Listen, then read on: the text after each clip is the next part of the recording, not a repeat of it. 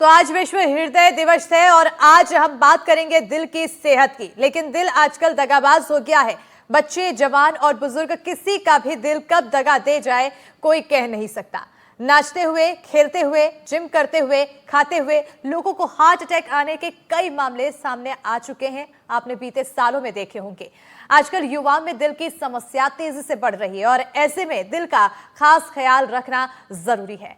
आज करेंगे इसी पर चर्चा। मेहमानों का खास पैनल हमारे साथ जुड़ेगा, लेकिन उससे पहले नजर कुछ आंकड़ों पर डाल लेते हैं। तो सबसे पहले अगर हम आंकड़ों की बात करें तो 8 से 40 साल के लोगों में आजकल हार्ट अटैक की दर बढ़ गई है। इस उम्र के लोगों में 10 साल पहले हार्ट अटैक की दर 8% थी, तो अब बढ़कर 11% हो गई है। ये एक चिंता का विषय बन चुका है।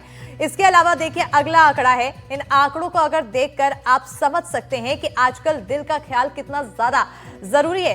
करेंगे इसी पर चर्चा। हमारे साथ कुछ खास मेहमान जुड़ रहे हैं। Doctor HK Chopra senior consultant है कार्डियोलॉजी विभाग के मेदांता मूलचंद हार्ट इंस्टीट्यूट नई दिल्ली के, और doctor Asit Khanna senior consultant है कार्डियोलॉजी विभाग के यशोदा मेडिसिटी के, और हमारे साथ डॉक्टर प्रियंका शर्मा भी जुड़ चुकी हैं, योगा एक्सपर्ट हैं, भावना डाइटिशियन हैं।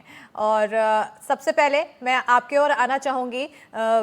हमारे साथ जो खास मेहमान जुड़े हुए हैं, आप सभी का सबसे पहले मैं स्वागत करती हूं और स्वागत के साथ ही सवाल लेना शुरू करूंगी। मिसेस चोपड़ा जी, आपसे आपके पास आना चाहूंगी, क्योंकि जिस तरह से दिल की बीमारियां आजकल बढ़ रही है, लोगों के बीच देखने को मिलता है कि वो आम जिंदगी जी रहे हैं, आम तरह से जैसे लोग जीते हैं वैसे ही जी रहे हैं, लेकिन कम उम्र के लोगों को जब हार्ट अटैक की समस्या होती है, ये सबसे ज्यादा चिंताजनक स्थिति बन जाती है। Doctor HK Chopra ji. ये बहुत ही अच्छा सवाल पूछा आपने कि हार्ट अटैक की जो क्षमता है वो यंग लोगों में बहुत बढ़ रही है, और जो प्रमुख कारण है उसका वो ये है फॉल्टी लाइफस्टाइल, अनअकस्टम्ड एक्सर्शन। अगर एक इंसान अनअकस्टम्ड एक्सर्शन करता है तो उसकी सिंपैथेटिक ओवरड्राइव बढ़ जाती है, मतलब हार्ट की जो गति है वो बहुत बढ़ जाती है, और उसके बढ़ने से हार्ट के ऊपर काफ़ी स्ट्रेन होता है। और जो हार्ट की धमनियाँ होती हैं, उन धमनियाँ वो मिलीमीटर में होती हैं, उनके अंदर जो ब्लड का फ्लो होता है, और अगर हार्ट के धमनियों में कोई एथेरोस्क्लेरोटिक प्लाक जमा हो जाए तो वो प्लाक रप्चर हो जाता है, टूट जाता है। उसके रप्चर होने से उसमें इरोजन हो जाते हैं और अल्सरेशन हो जाता है और फिशरिंग हो जाती है, और जो धमनियों के अंदर खून का दौरा हो रहा है वहाँ खून का थक्का जम जाता है। अगर खून का थक्का लग जाए तो उसे हम कहते हैं हार्ट अटैक। और ये हार्ट अटैक काफ़ी लोगों को होता है जिनके अंदर रिस्क फैक्टर है, जो डायबिटिक हो, जिनको हाई ब्लड प्रेशर हो, बिल्कुल। जिनका कोलेस्ट्रॉल हाई हो, जो चर्बी होती है वो बढ़ी हुई हो, या ओबीज हो, या मोटापे में, या जो स्मोक करते हो, जो तंबाकू का सेवन करते हो रेगुलरली, या मानसिक तनाव। हमने ये देखा है कि मानसिक तनाव बहुत ज़्यादा है लोगों के अंदर। और मानसिक तनाव या फिट ऑफ एंगर या एजिटेशन या कोई एग्रेशन या एंजाइटी या नींद ना आना, नींद का भी बहुत संबंध है। ये देखा गया है कि जो लोगों को नींद आराम से आती है उनमें हार्ट अटैक की क्षमता कम होती है, लेकिन जो लोग सोते ही नहीं हैं, बहुत चिंतित रहते हैं, तो वो चिंता से चिता बन जाती है। तो मेरे ख्याल से हर इंसान को प्रकृति के नियमों का पालन करना चाहिए, रोज सैर करना चाहिए, बिल्कुल। सेडेंटरी हैबिट नहीं होना चाहिए, मेडिटेशन करना चाहिए, और योगा की 8 शाखाओं को पालन करना चाहिए। बिल्कुल। जो 8 शाखाएं हैं, यमा, नियमा, आसना, प्राणायाम, प्रत्याहारा, धारणा, ध्याना और समाधि। बिल्कुल। अगर ये सब चीजें करेंगे तो मेरे ख्याल से किसी भी इंसान की हार्ट अटैक से मृत्यु 80 साल के पहले कभी नहीं होगी। बिल्कुल, हम आपने एक बहुत मेहनत अच्छी करते बात हैं। कही चोपड़ा जी। डॉक्टर असित खन्ना जी, आपकी ओर आना चाहूंगी, क्योंकि एक अच्छी बात यहाँ पर नियम का फॉलो करना, योगा करना, लेकिन हम आजकल देख रहे हैं कि छोटे बच्चे भी हार्ट अटैक से पीड़ित हो रहे हैं, हार्ट अटैक का शिकार हो रहे हैं। अब उनके साथ तो ऐसा होता है कि वो रूटीन भी फॉलो करते हैं, उनके स्कूल के टाइमिंग है, बच्चों को बचपन से ये आदत दिलाई जाती है जल्दी सोना, सुबह जल्दी उठना, खेलकूद में भी उनका समय गुजरता है, खाने पीने का भी ध्यान माता पिता रखते हैं, तो वो अच्छे तरीके से होता है। तो नियम तो उनके साथ भी है, लेकिन उनके साथ भी ये शिकायतें। देखिए, ये नियम बड़ी तेजी से बदल रहे हैं। फॉर एग्जाम्पल, छोटे बच्चों में टोबैको का सेवन, ड्रग्स का सेवन, पार्टी और रेव मेडिसिन का सेवन, वेपिंग का, ई सिगरेट्स का एक्सट्रीमली हाई लेवल पहुंच रहा है। 6th and 7th के बच्चे रूटीनली वेपिंग और वेपिंग डिवाइसेस लेके पकड़े जाते हैं। सेकंड इज पोल्यूशन, जैसे डॉक्टर चोपड़ा साहब ने बताया है कि pollution. And third is stress. Pollution पानी का है, हवा का है, सॉइल का है, खाने में है। Fourth is the dietary habits जो इन बच्चों की बदल रही है। कोई माँ बाप के पास इतना टाइम नहीं बचा है कि वो स्लो फूड या फ्रेश फूड बना के हर बार हर मील बना के लंचेस बना के पैक करके दें। बच्चे कैंटीन में खा रहे हैं, वो पैक्ड फूड्स ले जा रहे हैं, वो कुकीज खा रहे हैं, केक्स है, ये सब जो पैकेज एंड प्रोसेस्ड फूड्स खा रहे हैं। ये बच्चे जो आपने बताया है, जैसे हमारी जनरेशन और प्रीवियस थी कि रात में 9-10 बजे लाइट्स आउट, तो अब वो नहीं होता, अब लाइट्स आउट नहीं होती। अब वो 10-10 बजे तक बच्चे इंस्टा खेल रहे होते हैं, वीडियो गेम्स खेल रहे होते हैं, वो चैट चैट जीपीटी पे हैं, वो इंस्टा पे हैं, वो व्हाट्सएप पे हैं, दे आर इंस्टाग्रामिंग। तो they are not sleeping at the right time, they are not getting up at the time. जो डॉक्टर चोपड़ा ने कहा कि हमारा योग और हमारा जो लाइफस्टाइल है, जीवन शैली है, along with the pollution, along with the stress, along with the increased use of tobacco, alcohol, vaping, e-cigarettes, इन बच्चों को बहुत जल्दी ग्रस्त करता जा रहा है इन प्रॉब्लम से। बिल्कुल। प्रियंका जी, आपकी ओर आना चाहूंगी क्योंकि योग से कहते हैं कि सब कुछ संभव है। अगर आप योगा करते हैं, डेली उस योगा का रूटीन फॉलो करते हैं, तो आपकी सेहत कई गुना बेहतर हो जाती है। ऐसे में एक दिन में आखिर कितने प्राणायाम हैं जो करना ज़रूरी है, और हार्ट की अगर बात की जाए तो सबसे ज़्यादा उसके हमारे दिल के लिए वो प्राणायाम सही रहे? सभी को नमस्कार, हरिओम।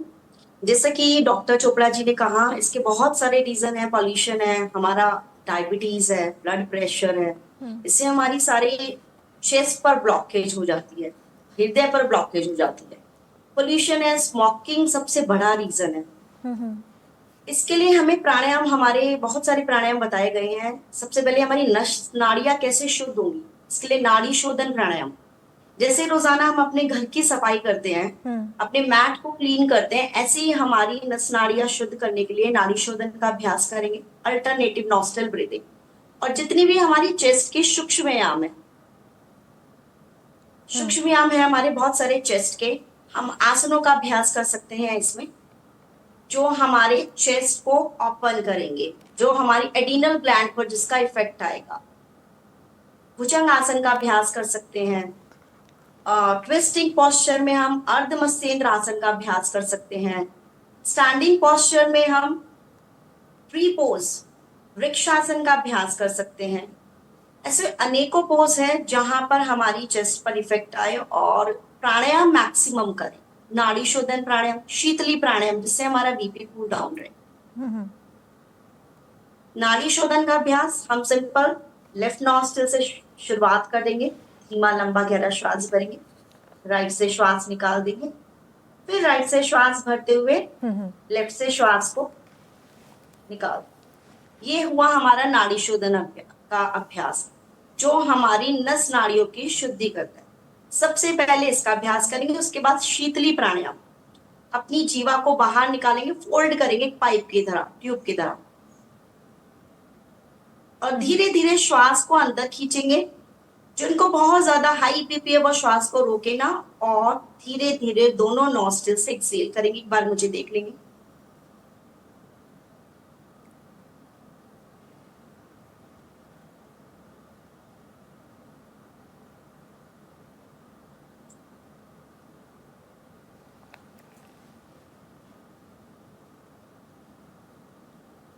इससे हमारा बीपी कंट्रोल रहता है। बिल्कुल। ज्यादा भागने दौड़ने की चीजों को अवॉइड करेंगे। जिनका बीपी हाई है, बीपी जितना बढ़ेगा उतना ज्यादा हार्ट अटैक की प्रॉब्लम बढ़ेगी। तो जिनको क्रॉनिक डिजीज है हार्ट अटैक वाली, वो थोड़ा शीतली प्राणायाम का अभ्यास करेंगे, अनुलोम विलोम का अभ्यास करेंगे, और उज्जयी का भी अभ्यास करेंगे। कुछ इस तरीके से श्वास भरते हुए हमिंग बी की साउंड, श्वास निकालते हुए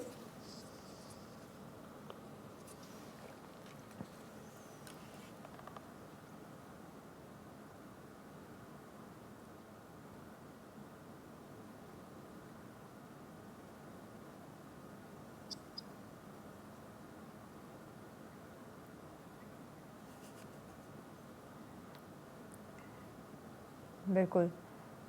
ये जिस बहुत ही तरीके से हम्म ये हमारी अनिद्रा की समस्या को दूर करता है, हमारी स्ट्रेस को दूर करता है, क्योंकि स्ट्रेस भी एक मुख्य कारण है। इसका अभ्यास करेंगे। ओम हम्म चैंट जरूर करें। हम्म ओम चैंट भी हमारे शरीर पर बहुत ही अच्छा पॉजिटिव प्रभाव लाता है। बिल्कुल। बहुत ही ज़रूरी ट्राई टू आपने अवॉइड ये स्मोकिंग। प्राणायाम बताए जो करना चाहिए, और आराम से हम बैठ के कर सकते हैं। इसके लिए कुछ हमें अलग से सेटअप करने की ज़रूरत नहीं। ये भी एक अच्छी चीज़ यहाँ पर देखने को मिली। भावना जी, आपकी ओर आना चाहूँगी, क्योंकि कहते हैं कि पेट से ही हमारा शरीर है, और अगर पेट में हम स्वस्थ और अच्छी चीज़ें पहुँचाते हैं, यानी कि हमारी जो डाइट है, तो उसके माध्यम से हमारी आधी बीमारी तो वैसे ही खत्म हो जाती है। आजकल के समय में लोगों के डाइटिंग में कहाँ पर कमी आ रही है और कैसे डाइट फॉलो करना चाहिए, क्योंकि हर किसी की पर्सनालिटी के हिसाब से अलग डाइट होती है। हाँ, बिल्कुल ठीक कहा आपने। आज वर्ल्ड हार्ट डे है, तो ये एक तरीके का रिमाइंडर है कि जो हार्ट हेल्थ है ये हमारे ही हाथों में है। हम्म अगर हम हार्ट भी हमारी बॉडी का ही एक वाइटल ऑर्गन है, तो ऐसा बहुत ज्यादा पर्टिकुलर नहीं है कि हार्ट के लिए ही हमें स्पेसिफिक खाना है। हमें एक हेल्दी बैलेंस डाइट फॉलो करनी है जो कि हार्ट के साथ हमारी पूरी बॉडी के लिए यूजफुल होगी। हम्म साथ में हमें स्ट्रेस को मैनेज करके चलना है। अपना एक फिजिकल एक्टिविटी का रूटीन रखना है। जरूरी नहीं है आप जिम जाकर ही करें। एक सिंपल वॉक अगर आप कर लेते हैं 30 to 40 मिनट्स की, वो हम्म बहुत अच्छी एक एक्सरसाइज है हमारे हार्ट को हेल्दी करने के लिए। हम्म बाकी जहां तक डाइट की बात आती है, तो हमारा जो फ्रेश फ्रूट्स एंड वेजिटेबल्स हैं उनका इंटेक एक बहुत ही नेसेसरी चीज है, हम्म जो हमारी डाइट में 3 से 4 सर्विंग होनी चाहिए। हमें पानी का इंटेक प्रॉपर रखना है। अगर जैसे हम लिक्विड्स की बात करते हैं, तो हमें बिल्कुल भी ड्रिंक्स की ओर नहीं जाना है। हम्म जैसे जितने भी आजकल आपने देखा होगा, एनर्जी ड्रिंक है, कोल्ड ड्रिंक है, हार्ड ड्रिंक है, सॉफ्ट ड्रिंक है, ये कोई भी नहीं। आप नेचुरल पानी एक बहुत अच्छा सोर्स है और इजिली अवेलेबल होता है। हम्म तो या जैसे आजकल बात करें, लोग पहले मानते थे कि अल्कोहल आप थोड़ा लिमिट में ले रहे हैं तो वो हार्ट फ्रेंडली होता है।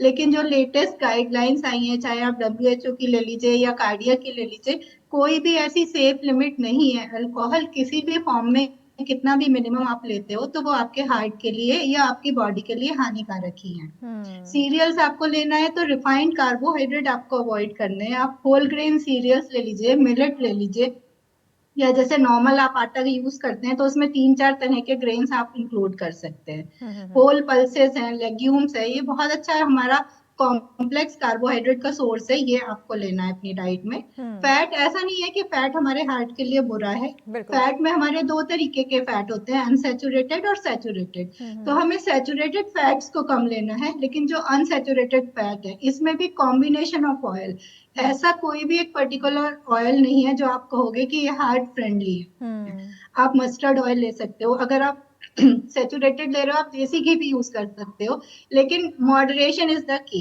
हमें एक दिन में जैसे 3 to 4 टीस्पून ऑयल लेना है और हम्म कॉम्बिनेशन ऑफ ऑयल लेना है। इसी हम्म तरह अगर प्रोटीन की बात करें तो लीन प्रोटीन लेना है। जैसे आप व्हाइट मीट, चिकन है, फिश है ले सकते हैं। रेड मीट आपने अवॉइड करना है। हम्म या फैट वाला फुल फैट डेयरी अवॉइड करना है। आप फैट फ्री या स्किम्ड मिल्क का यूज किसी भी फॉर्म में आप कर सकते हो। तो ये हम्म बेसिक चीज, कॉम्प्लेक्स कार्बोहाइड्रेट लेके, लीन प्रोटीन बिल्कुल। लेके, हम्म वाटर का इंटेक बढ़ा के, ये चीजें, और अपनी डाइट में आप एक्सरसाइज को शामिल करते हो, प्रॉपर रेस्ट ले रहे हो, 8 घंटे की स्लीप ले रहे हो, तो हम्म हार्ट के साथ साथ ओवरऑल बॉडी भी आपकी इससे इफेक्ट होगी और एक अच्छी लाइफ आप एक्सपेक्ट कर सकते बिल्कुल, एक अच्छी लाइफ इन तमाम जो आपने बताए डाइट्स को अगर हम शामिल करते हैं तो अच्छी लाइफ इंसान जी सकता है, एक्सपेक्ट कर सकता है।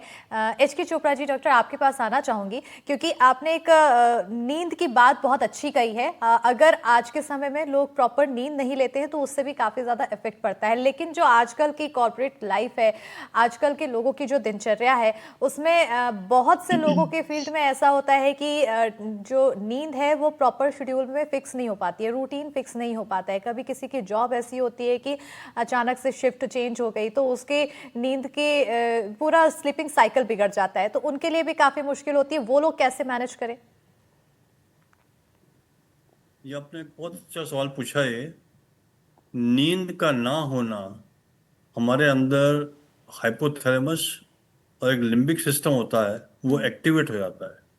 उसकी एक्टिवेशन से हमारी जो सिंपैथेटिक ड्राइव है वो बहुत बढ़ जाती है। तो टोटली जो सर्केडियन रिदम होती है इंसान की, वो बदल जाती है। उसके बदलने से हमारा पूरा मेटाबॉलिज्म बॉडी का और न्यूरो हार्मोनल सिस्टम वो पूरा चेंज हो जाता है। उसके चेंज होने से हमारे अंदर ब्लड प्रेशर की मात्रा बढ़ जाती है, उसकी क्षमता बढ़ जाती है। उसी प्रकार हार्ट की जो गति है, जो हार्ट बीट है, वो तेज हो जाती है। हमारे पास कई पेशेंट आते हैं जो रात में काम करते हैं और दिन में सोते हैं, और हमारे पास में आते हैं विद हिस्ट्री ऑफ पैल्पिटेशन, कि ब्लड प्रेशर बढ़ा हुआ है, उनका कोलेस्ट्रॉल बढ़ा हुआ है, और उनको ओबेसिटी भी है, सेंट्रल ओबेसिटी। किसी भी इंसान को अगर सेंट्रल ओबेसिटी हो 90 सेंटीमीटर से ज़्यादा आदमियों में और 80 सेंटीमीटर से ज़्यादा औरतों में, they are more prone to get a premature heart attack. तो कहने का मतलब ये है, longer is the waist line, shorter is the heart line. तो ये एक बहुत ही इम्पोर्टेंट क्वेश्चन है कि नींद का होना बहुत जरूरी है। बिल्कुल। कम से कम 7 से 8 घंटे इंसान को सोना चाहिए। सोने से हमारे सिस्टम को रेस्ट मिलता है, हमारे मेटाबॉलिज्म को रेस्ट मिलता है, और हमारा जो न्यूरो हार्मोनल सिस्टम है, जो कि सारी इस गति को, ब्लड प्रेशर को, कोलेस्ट्रॉल को, शुगर को कंट्रोल करता है, वो नियमित रूप से स्थिर रहता है। अगर उसकी स्थिरता में जब भी परेशानी हो तो हम लोगों को प्रीमेच्योर हार्ट अटैक होता है। नींद होना बहुत जरूरी है। फास्ट लाइफ, अभी बताया एक श्रोता ने कि भाई जो इंसान के अंदर ज़्यादा स्क्रीन टाइम है, स्क्रीन टाइम की लिमिट होनी चाहिए। 9 बजे के बाद या 8 बजे के बाद रात को स्क्रीन बंद करना चाहिए, चाहे वो मोबाइल फ़ोन हो, चाहे वो लैपटॉप हो, चाहे वो कंप्यूटर हो। ऐसी कोई भी चीज़ें हैं उसका हमें उपयोग नहीं करना चाहिए। तो मेरा तो मैसेज एक बहुत बड़ा क्लियर है कि हेल्दी हार्ट के बारे में जानकारी, अवेयरनेस बचपन से ही होना चाहिए, और 20 साल की उम्र में हमें हार्ट चेकअप शुरू कराना चाहिए, जिसमें क्लिनिकल चेकअप हो, पल्स चेकअप हो, ब्लड प्रेशर चेकअप हो, और सारे ब्लड वर्क जो होता है, कोलेस्ट्रॉल, शुगर, और जितने type of bad cholesterol, good cholesterol, HSCRP, ECG, एको, ये सारे 20 साल की उम्र में होना चाहिए। और कम से कम 1 साल में एक बार हमेशा जरूर जांच कराना चाहिए। अगर बिल्कुल। जांच नहीं करा सके तो हमें हार्ट चेकअप कैंप होना चाहिए। ये सारी चीजें स्कूलों में शुरू होना चाहिए। हेल्दी हार्ट अवेयरनेस और campaign should start in the schools, colleges, corporate office, everywhere. बिल्कुल। अगर ये सब होंगे, मिशन अटैक हार्ट अटैक का लॉन्च करेंगे और मिशन हेल्दी हार्ट लॉन्च करेंगे, तो हमारा भारत हेल्दी होगा। बिल्कुल। स्वास्थ्य दिल, विकसित भारत, विकसित संसार। बिल्कुल, अगर बहुत ही दिल्ली अच्छी बात स्वस्थ नहीं आपने है कही सर। तो विकसित और भारत कहाँ से इसके होगा? लिए अवेयरनेस काफ़ी ज़्यादा ज़रूरी है, लोगों के बीच होनी चाहिए। और क्योंकि जब स्कूल तक पहुंचेंगे तो वहीं से लोगों के बीच अवेयरनेस और भी ज़्यादा बढ़ेगी। डॉक्टर असद जी, आपकी ओर आना चाहूँगी, क्योंकि अभी भी लोगों के बीच अवेयरनेस की कमी है, और बहुत से केस ऐसे आते हैं कि छोटे बच्चे जो स्कूल में होते हैं उनको भी हार्ट अटैक आता है और उनकी भी मृत्यु होती है। ये सबसे ज़्यादा चौंका देती है। जब कोई बुजुर्ग होता है, घर का बड़ा होता है, तो उनके सेहत को लेकर अक्सर हम जांच कराते हैं, लेकिन बच्चों की सेहत में हम इतना ज्यादा वो ध्यान नहीं दे पाते जब तक उनको कुछ सीरियस बीमारी नहीं होती है, बुखार नहीं आ जाता है, या फिर उनके डेली एक्टिविटी में कुछ चेंजेस नहीं आते हैं। वो कैसे समझा जाए कि बच्चों में भी ऐसी समस्या आ सकती है? देखिए, बहुत बहुत इंपॉर्टेंट है awareness, then prevention and then treatment. बिल्कुल। Awareness should begin as early as possible. Gone are the days जब हम हार्ट की चेकअप्स 50 ईयर्स पे बताया करते थे, फिर धीरे धीरे 35 हुआ। अब जैसे कर्नल साहब ने बताया 18 या 20 साल से शुरू हो जाना चाहिए, but it depends on the risk factors. Then therefore it can start as low as 5 years of age, 6 years of age. जिनको फैमिलियल कोलेस्ट्रोलीमिया की प्रॉब्लम है, कोलेस्ट्रॉल की प्रॉब्लम है, वो 5 साल, 6 साल, 8 साल, 10 साल, जो कहने का मतलब कि स्कूल के टाइम से चेकअप शुरू होने चाहिए। बट चेकअप से पहले ये अवेयरनेस होनी चाहिए कि करना किसको है, कराने किसको है, किसको करने चाहिए, किसको जाना चाहिए। बिल्कुल। वो अवेयरनेस हमारे स्कूल करिकुलम में ऐड होना चाहिए कि हम कैसे प्रिवेंट करें, डिटेक्ट करें, और है तो ट्रीट करें, एंड देन ट्रीटमेंट के बाद कॉम्प्लिकेशन रहते तो कॉम्प्लिकेशंस को कैसे ट्रीट करें। Awareness begins at the base, at the school level. इस अवेयरनेस में not just prevention of heart disease, recognition of risk factors for heart disease including smoking and all that, जो हमने अभी बात करी। Then importantly is CPR training. बच्चों को waste में मेजॉरिटी जो डेवलप्ड कंट्रीज हैं उसमें सारे बच्चों को CPR सिखाया जाता है, जो आपने भी, आपके माध्यम से भी हमने कई बार है कि सीपीआर, जो मूर्छित होके कोई आदमी गिर जाता है सड़क पे, स्टेशन पे, एयरपोर्ट पे, उसको कैसे कार्डियो पल्मोनरी रेसुसिटेशन, ये एक अनिवार्य करिकुलम का पार्ट होना चाहिए इंडिया का। बार बार हम लोग बोलते हैं एनसीईआरटी को, सीबीएसई को, कि इसको बच्चों को at least all children in school should be trained for CPR. They should know how to react if they find a person who was lying unconscious on the ground. What are the steps to follow to revive such a person? ये awareness हुआ. Then second is prevention. Prevention की classes होनी चाहिए कि not to smoke, not to take tobacco in any form, no alcohol, regular exercises, PT, extra curricular curriculum पे editions होने चाहिए इस चीज के। जो हमारे पीटी क्लासेस होते हैं, फिजिकल एजुकेशन, उसमें ये सारी क्लासेस होनी चाहिए। हमारे करिकुलम में इसके मार्क्स होने चाहिए, पेशेंट बच्चों को इसके मार्क्स मिलने चाहिए जिससे उनकी रैंक्स डिसाइड हो, जो इस पे अवेयर रहे उसको ज्यादा अच्छी रैंक मिले। Third is treatment. जिस बच्चे को कुछ है वो शाई अवे ना करे। हम लोग रोज देखते हैं कि बच्चे और यूथ स्पेशली डिनायल में रहते हैं कि नहीं, मुझे तो बीपी हो ही नहीं सकता, बिल्कुल। मुझे शुगर हो ही नहीं सकती, मेरे को दवा शुरू मत करिए डॉक्टर साहब, अभी मैं इसको कर लूंगा, मैं इसको अपने से ठीक कर लूंगा। And then they go and run here and there, फिर ऑल्टरनेट साइंसेज में भागते हैं, फिर they do over exertion under supervise unsupervise treadmills पे, जिम्स में जहाँ सुपरवाइजर या कोच नहीं होते, प्रॉपर्ली इक्विप्ड नहीं है विद डिफिब्रिलेटर, वहां जाके वो बेतहाशा ट्रेडमिल दौड़ने लगते हैं। और यही ट्रेडमिल पे आपने बच्चों को गिरते हुए देखा है और दिखाया है कि बच्चे ट्रेडमिल कर रहे हैं, जिमिंग कर रहे हैं, जहाँ पर वो स्टेरॉइड्स ले रहे हैं, प्रोटीन बल्क अप के लिए क्रिएटिन पाउडर ले रहे हैं, जिसमें क्या मिश्रण है, क्या प्रदूषण वाली चीजें हैं, वो सब मिक्स करके दिया जाता है बच्चों को बल्कअप होने के लिए। So these kids know should start from school, from awareness, then secondary prevention, and then treatment. If they have BP, if they have sugar, if they have cholesterol, they should not shy away from the treatment, because once वो इस दहलीज को cross कर गए BP, sugar, cholesterol की, then they should start treatment after the first step of non-pharmacological treatment like regular lifestyle, regular exercise, yoga, pranayam, and all the alternate sciences. So, a recognition of problem, the tackling of the risk factors, and the treatment of the disease, all three should be taught at the school level. बिल्कुल। प्रियंका जी, आपकी ओर आना चाहूंगी, क्योंकि कहा जाता है जितना योग करता है इंसान उतना ज़्यादा स्वस्थ रहता है, लेकिन अगर कोई इंसान नया नया योग करना शुरू करता है, कितना समय लग सकता है उस व्यक्ति को अपने सेहत में सुधार पाने के लिए, और कितना ज़्यादा सफल माना जाता है योगा? योगा, जैसे कि अभी जितने भी एक्सपर्ट्स ने कहा, जितनी भी डिजीज है, these are not disease, these are disorders, lifestyle disorders. ये सभी हमारे खान पान, डेली रूटीन, हमारा सोना, हमारा उठना सबसे ज्यादा महत्व करता है कि हम किस समय सो रहे हैं। बिल्कुल। हमारा खाने का समय क्या है। आज हम 7 बजे खा रहे हैं, कल हम 9 बजे खा रहे हैं। ये पूरा हमारे जितनी भी प्रॉब्लम्स हो रही है, हमारी लाइफस्टाइल डिजीज नहीं है, दिस आर डिसऑर्डर्स। योगा सिर्फ एक एक्सरसाइज नहीं है कि आसन हमने कर लिया तो योग हो गया। योग सुबह से, जैसे कि शुरुआत में हमारे डॉक्टर जी ने कहा था, यम नियम आसन, प्राणायाम, प्रत्याहार, ध्यान, धारणा, समाधि, इन सभी का जब हम पालन करेंगे तभी हम अपने जीवन में योग को उतार पाएंगे और तभी हम पूरी तरीके से फिट रह पाएंगे। सिर्फ मात्र 40 मिनट या 1 घंटा हमने व्यायाम कर लिया, एक्सरसाइज कर लिया, ये योग नहीं होगा। हम बाहर जाकर धूम्रपान कर रहे हैं, फिर या अल्कोहल पी रहे हैं, या हमने योग कर लिया, हम जंक फूड ले रहे हैं, उससे प्रभाव नहीं होगा। आपको अपना जीवन ही परिवर्तन करना पड़ेगा। आहार, विहार, आचार, विचार, आहार, डाइट, विहार, जो भी आपके एंटरटेनमेंट के साधन है उसमें व्यायाम इंक्लूड कीजिए। योगा नहीं करना, रनिंग कीजिए, कुछ तो कीजिए, अपने आप को एक्टिव तो रखिए।